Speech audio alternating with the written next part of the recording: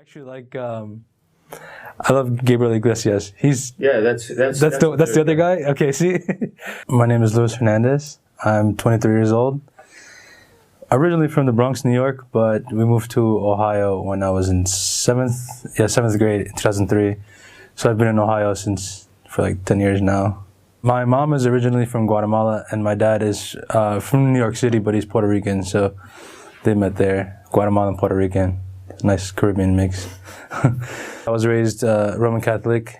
I grew up in a pretty religious family. I mean, we went to church every Sunday. I went to Sunday school and did the normal. I guess for Latinos, it's kind of a big deal when you're growing up as a Catholic. So I really didn't, care too much about the religion. I was just, I was Catholic because I was Catholic, but I wasn't gung-ho or something. I don't know. I've been Muslim for 5.5 years now. It was my freshman year of university. I had met one of my really good friends back in high school, and she started teaching me about Islam. Well, she started teaching me Arabic, but Islam came somewhere in there. By the time I graduated high school, I was really set on majoring in Arabic and studying the language. And around that time is when she asked me to fast for Ramadan with her, and I was like, okay, sure, why not? I don't know why not, why I wouldn't.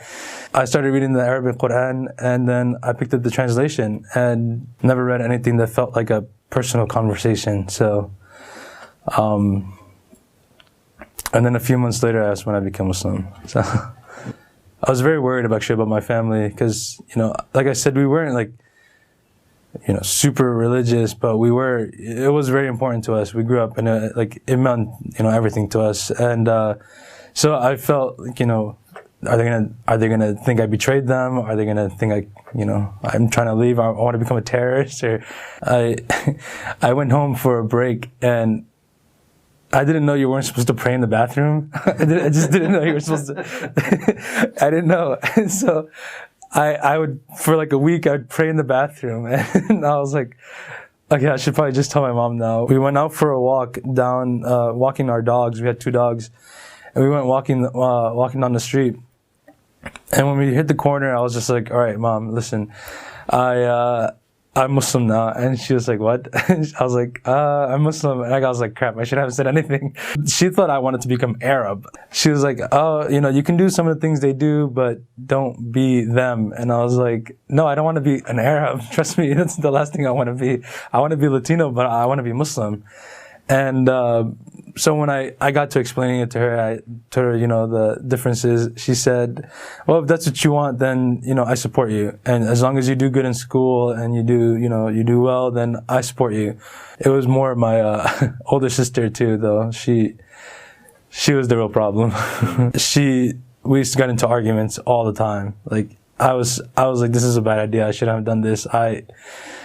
If this is going to break up my relationship with my older sister, we were really close, but this is something that was really testing us. And she thought I betrayed the religion. She thought I betrayed the family. She thought I was going to worship Alibaba and blow up things. And I was like, no. I was trying my best to, explain to her, but